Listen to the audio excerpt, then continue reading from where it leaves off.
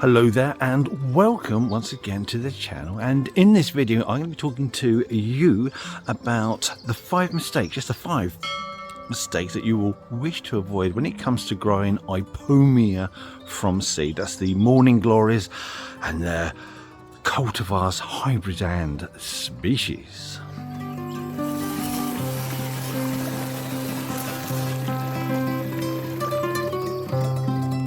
Mistake number 1.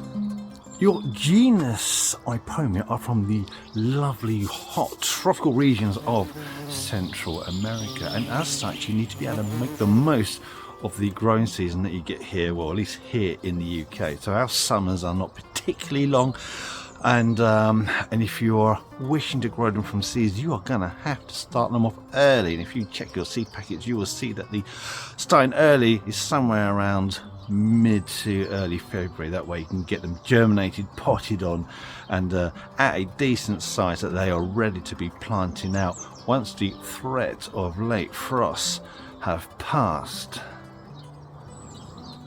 This means you will be growing them under protection in the warmth really until sometime in May, when you'll be putting those outside. So hopefully what you'd achieved is a fairly decent plant that will be ready to come into flower as soon as the warm weather of summer arrives. Now the alternative is to plant them directly outside sometime in May, but the problem with that is that your plant will be late coming into flowering size, and in years where we don't have a particularly warm summer like the last 2 years, your Ipomoea is either going to flower really late, so like September time, October time, or in worst cases it may not flower at all. So starting them off early is key, and a mistake that we will want to avoid. To shut it, this is never going to win with that bloody bird.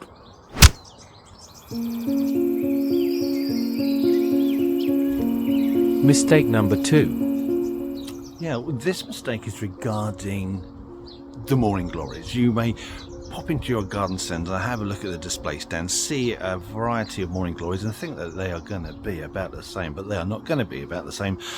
And that means they are all going to require probably slightly different germination techniques. For example, I've got a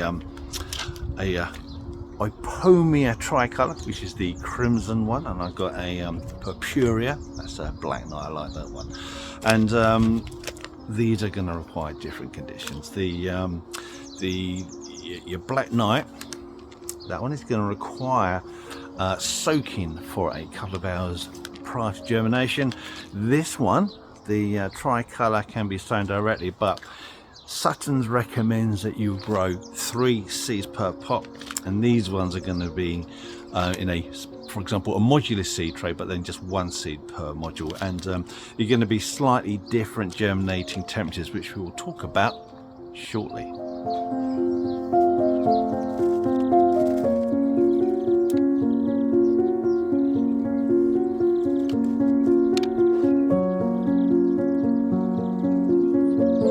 Mistake number 3.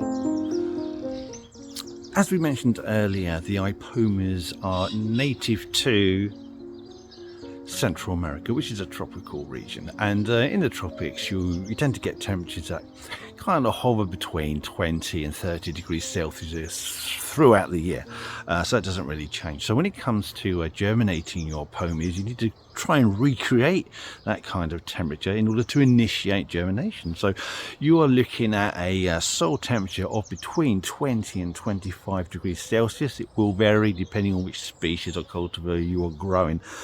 And if you try and just germinate that in a seed tray and put that on your warm windowsill, there's a good chance you're not really going to be able to hit those temperatures, especially in February, if that's the time of year you're going to commence sowing.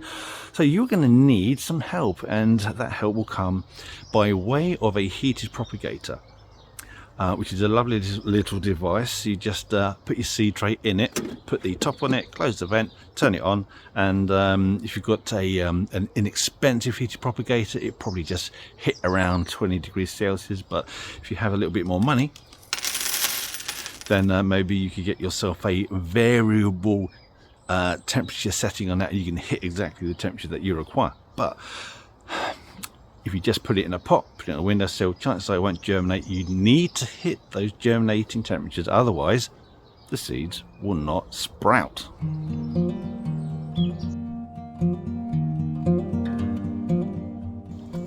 Now, if you are finding the information in this video useful, or perhaps just mildly amusing and you'd like to pass it on, then by all means press the like button. It supports this channel immensely and helps us do what we do. Don't forget, you can also click onto the subscription button. Subscription is absolutely free and you can unsubscribe at any time. It doesn't cost you anything, and if you want to be notified whenever we publish a new video, then all you need to do is click on that notification bell. Anyway, let's continue to find out what old Boyle Bell has to say.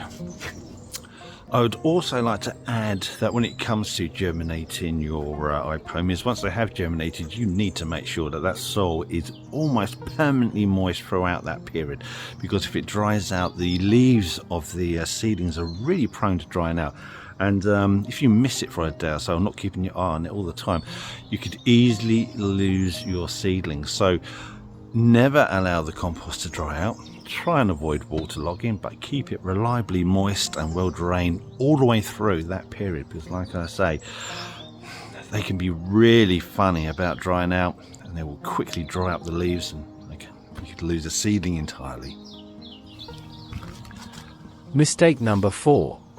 Now, we have spoken about this problem before with other seeds that have been grown under protection, and Ipomoea seedlings are quite sensitive to this issue, and we're talking about hardening off and their risk of being scorched by sun, because I'm ignoring you. So once your seedlings are ready to come out, which will be once the threat of late frosts have passed, then you can't put them outside directly into their final position, which will be a position of full sun. So you need to build up their resistance, toughen up the leaves in order to allow them to cope with full sunny conditions. And how you would do this, you would take this, take it 10 to 14 days to harden off, and you start those seedlings off outside but in the shade, and then day by day you give them a little bit more sun, starting off with morning sun or late afternoon sun, but never midday sun, because that just won't work. And over that period, giving them a little bit more light, a bit more light, a bit more light, then by the end of that period they will be ready to take on the full strength of the sun, no problem at all, assuming it doesn't dry out. Like I say, they can be prone to drying out, and that would just exacerbate the issue of scorching. So there you go. Always harden off. Take your time over it, but properly harden off your Ipomoea seedlings before planting them outside, because the risk of scorch and death through risk of scorch is really, really high with these plants. Mistake number 5. Right, well, again, this goes back to trying to mimic the conditions that it would receive when it's growing in its native habitat of Central America in the tropics. So when you're planting these out, you have to put them in the right place. They are going to need full sun, as much sun as they can possibly get all day. You want to put them against a south-facing wall, so you can get an extra radiant heat back off the brick onto those plants. And you want to keep them out of winds, harsh winds, because the cooling effect of the winds again can affect its growth, affect its flowering. And when it comes to the soil, again, we haven't finished this issue with moist, reliably moist, well drained conditions. So it's consistent. You've got to try and hit all those points throughout the year, and if you can do that, if you start them off early enough in February, get them to a decent flowering size, put them out once they're properly hardened off, and get them on that hot south facing wall, then you should get an absolutely stunning flowering display. Anyway, if you've got any other great tips when it comes to growing morning glories, then you're more than welcome to put that in the comments, especially if I've missed something. And you're gonna get a slap across the face. I'm not really gonna go over there, slap a bird. That's ridiculous. Anyway, thanks for watching, and hopefully I'll see you in the next video. Goodbye. Right, now, just before you go, if you want to see more content, more behind the scenes stuff, and images that I've taken of some weird freaky plants over the years, then you're in luck, because we've created an Instagram page. So you can find the link in our description, you can find the link on our main page, and if I'm clever enough I might be able to get a link somewhere up there. Anyway, thank you for watching, and if you want to see more YouTube stuff, then check out this video here. That's quite a good one. And if it doesn't float your boat, then another one right there. And enjoy these while I still got the strength, imagination and aptitude to make them. Thank you for watching. Goodbye.